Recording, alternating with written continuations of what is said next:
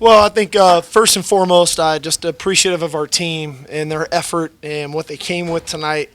I think they came with the intention of playing really good football. They showed up in all three phases. I was just proud of the guys, and they played a really good football game, and they came right off the bat ready to go. And so, all in all, it was a good win against a quality opponent.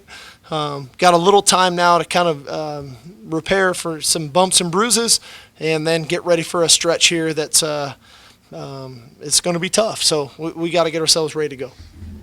Sark, what did tonight teach you about getting Adoree the ball a handful of times on offense at the very least?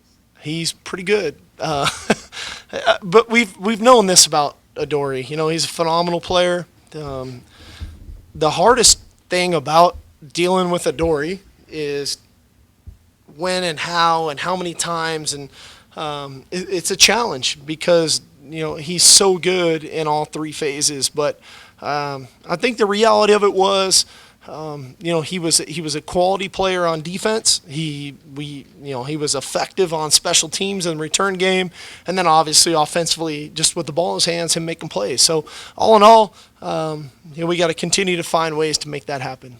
If you wanted getting the ball in this like back-to-back or getting involved right away, go two different ways with it? Sometimes, Dan, sometimes that's a little easier when you can find a little rhythm for him. And that's probably a better question for Adoree. But once we get it to him once, we try to find a little rhythm because, he's in that mode of being on offense. And so it worked. It worked tonight, and hopefully we can continue to utilize him in the future. Steve, it's kind of crazy drives right before halftime where you guys forced a fumble and then ended up playing on special teams. That forced fumble, is that the kind of play you guys have been looking for going into the half or at the end of the game when things seem to go wrong? You know what's so cool, Lindsay? Last night as a team, it wasn't just the defense. I probably went on a 30 minutes. It was probably a 30-minute barrage of about how to create turnovers and how we want to play defense and just getting after the football. And it was so cool to come out tonight to get 4 of them. We went all the way to how to pick up the ball when the ball is on the ground, how to scoop it up. We went to the elementary, phases of the game. And so for it to happen that way, as crazy as it might have felt for me and for these guys, I think it was like, yes, everything we're talking about, it turned out, and it worked. And so, but that's when we're going to be really good. We have to get after the football, and that's what really good defenses do, and we were able to do it tonight, especially in the first half. Adoree, among your big plays tonight, which one was your favorite? Probably the screen when I called it, ran down the sideline, and Steven was pushing me, and I was just carrying a pile of people. That's probably my best one. Just fun being out there on the offensive side of the ball and just making plays for my team, getting the momentum going. I just appreciate it.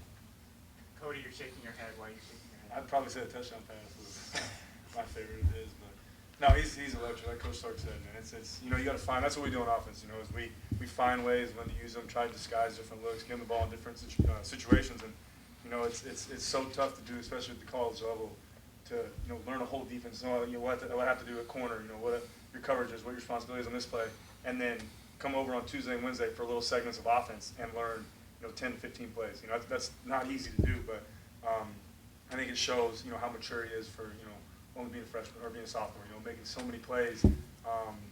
As a young guy, able to do everything. It really scares defenses and it makes it tough.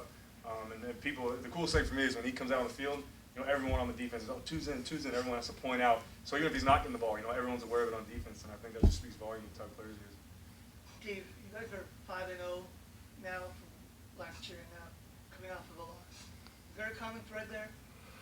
Well, I think that we've got a resilient team. I think these guys understand the message when we promote it and when we're in team meetings, and I'm thankful for the leadership that we have. Guys like Cody, Sua, Antoine, all those guys, Max, they really accept the message that we bring and then promote it. And the key is to take this game and then build from it and not just accept it and, all right, okay, we showed everybody we can come back after a loss. Well, let's build. Let's get better, and let's continue to get better. We've got a really good football team. We didn't play our best a week ago, It showed. We got beat. But that game's not going to define us. What we do moving forward, as we continue to move forward, that's what's going to define this team. And I'm just lucky to have really cool leaders and a really quality team of guys that we can continue to build with and go on and see what we can accomplish. Steve, do you feel a sense, or perhaps Justin, feel a sense of relief that this went as well as it did tonight? Not at all. We just prepare and call the game. It is what we do. You know, we're football coaches. These guys are players.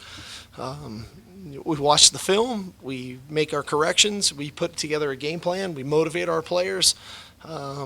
So it's not about relief. It's not about satisfaction. It's about being proud of the guys that you get to work with every day. And that's what I told the team. You know, I'm proud and lucky that I get to work with them every single day, and that's what, you know, how I feel.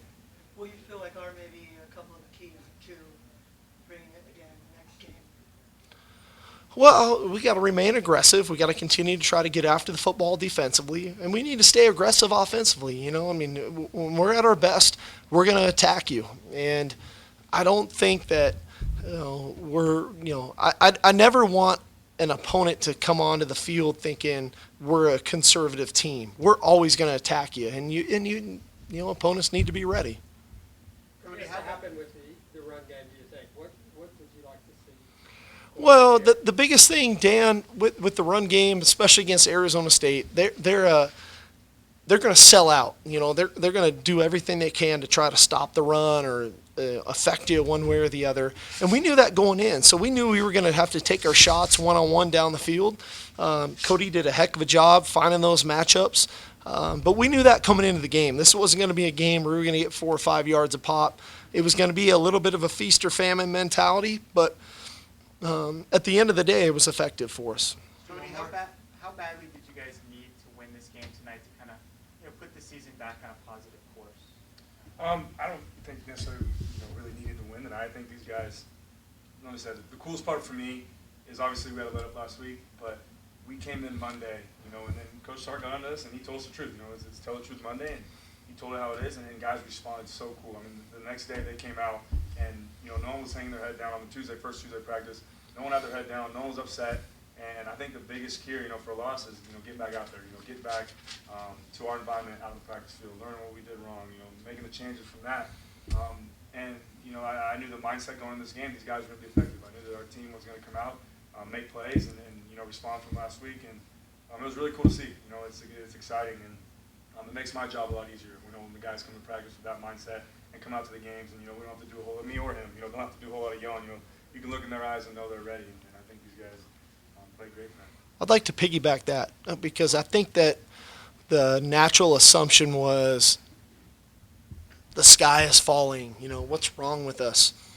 I think if you walked into our team meeting, if you were around our players and in our locker room, there was a really cool, calm, focused team that was ready to go play and get ready to play. And I'm proud of our guys to show the maturity that they showed to get themselves ready to play on the road in a tough environment. In a game when you really start thinking about conference standings was critical. It was pivotal. And our guys played a heck of a game tonight, so I'm proud of them. Thank you, guys. Thank you. Thank you.